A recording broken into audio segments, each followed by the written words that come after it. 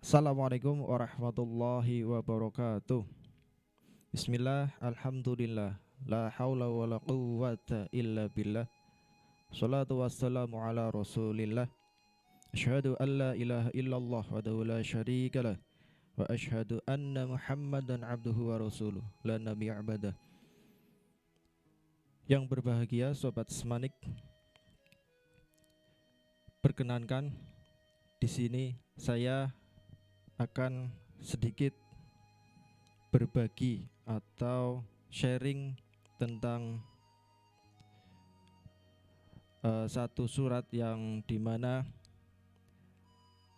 mudah-mudahan kita dapat mengambil hikmahnya. Tapi sebelum itu, marilah kita memanjatkan puja dan puji syukur kita kepada Allah Subhanahu wa Ta'ala, yang dimana sampai detik ini masih memberikan kita nikmat-nikmat iman, Islam, kesehatan, sehingga kita dapat menjalankan aktivitas ibadah, bekerja, bersekolah, dan aktivitas lainnya tanpa halangan suatu apapun. Salawat salam kita sampaikan kepada junjungan kita Nabi Agung Muhammad Sallallahu Alaihi Wasallam, yang mudah-mudahan kita selalu meneladani beliau dan yang kita nantikan, kita harapkan syafaat beliau di yaumil akhir nanti. Seperti yang saya sampaikan di awal, bahwa di sini saya akan menyampaikan atau kita belajar bersama mengenai satu surat yang terdapat di dalam Al-Quran juz 30, yaitu surat Al-Asr, di mana ayat ini atau surat ini berjumlahkan 3 ayat yang tapi isinya kalau kita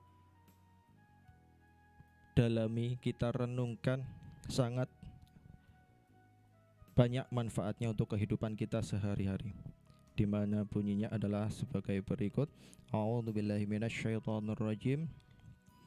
Wal 'asri innal insana lafi khusrin illalladzina amanu wa 'amilus solihati wa tawassaw bil haqq wa tawassaw bis sabr. Ya, di mana di dalam surat ini Allah Subhanahu wa Ta'ala bersumpah, yang artinya di ayat pertama, wal 'asri, demi masa, sesungguhnya manusia itu dalam keadaan merugi. Nah, di sini ayat ini menjelaskan bahwa kita semua manusia itu sesungguhnya dalam keadaan yang merugi. Tapi ada pengecualian beberapa hal, yang diantaranya adalah beriman, kemudian beramal soleh, selanjutnya berbuat kebenaran atau mengajak kepada kebenaran, dan yang terakhir adalah senantiasa orang-orang yang dalam hidupnya disertai dengan kesabaran. Kesabaran dalam hal apapun itu. Yang pertama adalah yang beriman. Orang yang dikatakan tidak merugi apabila orang tersebut memiliki iman atau keyakinan di dalam hatinya, yang tentunya diamalkan dalam perbuatan, perkataan sehari-hari orang tersebut, sehingga harapannya adalah mendapatkan ridho dan kasih sayang Allah Subhanahu wa Ta'ala. Sobat Semanik,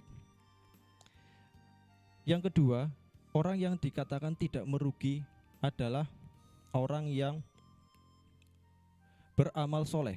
Ya, beramal soleh di sini maksudnya adalah, ya, contoh saja tentunya sholat, kemudian zakat, sedekah, puasa, dan lain sebagainya. Seperti kita tahu sekarang bahwa belum lama ini kita baru masuk ke tahun yang baru, yaitu kita masih dalam bulan Muharram, yang tentunya bulan ini adalah bulan yang dimana banyak digunakan orang-orang untuk menebar kasih sayang, terutama kepada saudara-saudara yang kita harus kasih sayang berikan kepadanya, yaitu yatim dan piatu. Ya, seperti kita ketahui, banyak di luar sana acara atau agenda seperti muharraman, itu di dalamnya, atau pengajian di dalamnya pasti terdapat santunan kepada anak yatim.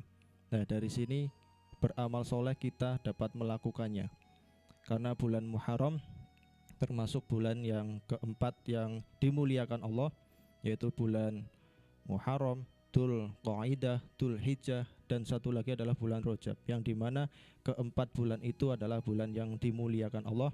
Apabila kita melaksanakan kebaikan atau melakukan kebaikan, pasti akan dilipat gandakan. Dan sebaliknya, apabila kita melakukan keburukan atau dosa, itu akan berlipat ganda. Itu yang kedua tadi. Poin yang selanjutnya adalah berbuat kebenaran. Berbuat kebenaran di sini perlu Sobat Semanik ketahui, berbuat kebenaran tentunya dimanapun kita berada, di lingkungan rumah, masyarakat, kemudian sekolah, kantor, dan lain sebagainya.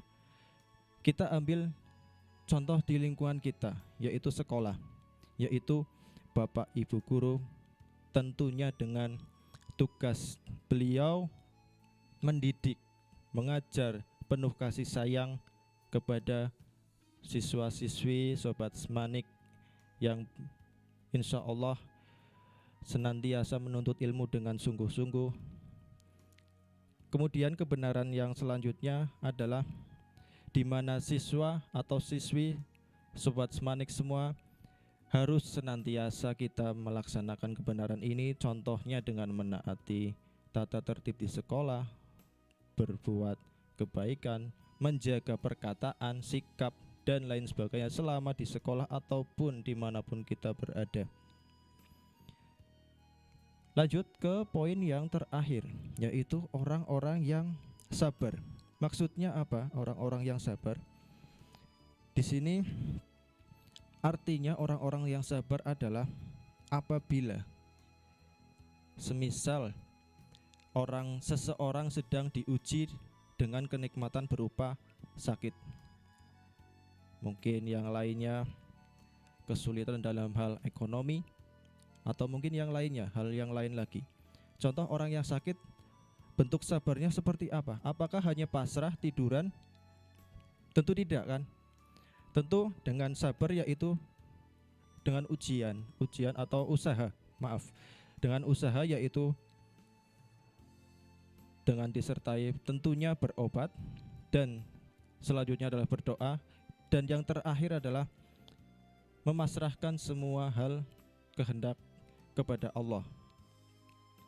Intinya kita di dalam kesabaran itu harus disertai dengan keikhlasan. Insya Allah akan kembali kepada kita, kesabaran tersebut akan berbuah kepada kita kembali.